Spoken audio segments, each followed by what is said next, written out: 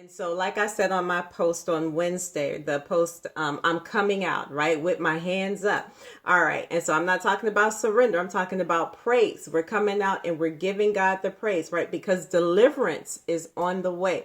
God is bringing breakthrough. It's breakthrough season, and he's about to break us through, right? And he's revealing and he's showing us how to do warfare, how to battle against the enemy, how to literally go into the enemy's camp and take back everything the devil stole, everything that belongs to you, and then some, right? Because to the victor goes the spoils. For many of us, including myself, this has been a very tumultuous season. It's been hard, it's been difficult, it's been challenging, it's been trying, and it has pushed us, right, to our breaking point almost. It has challenged us to the very core, right? But it has been for our good, because many of us have found that there's been growth in this season, that we have been strengthened by this season. There's been maturity, right? Because we're not in the same place that we were when we first started this process, right? When we first came to the place of the challenge, when we first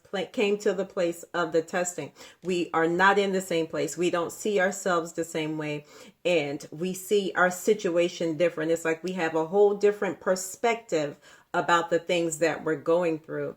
And so now it just doesn't hit us the same way, right? It doesn't have the same effect because we know how it ends. We know how it ends. Maybe not exactly per se, but we know that it ends in us having the victory, right? Because the victory is already assured. God says that he has given our enemies into our hands. He says the victory is assured, right? When it came time for us to go in and possess the promise, he says, if you be willing and obedient, that you're going to eat the good of the land.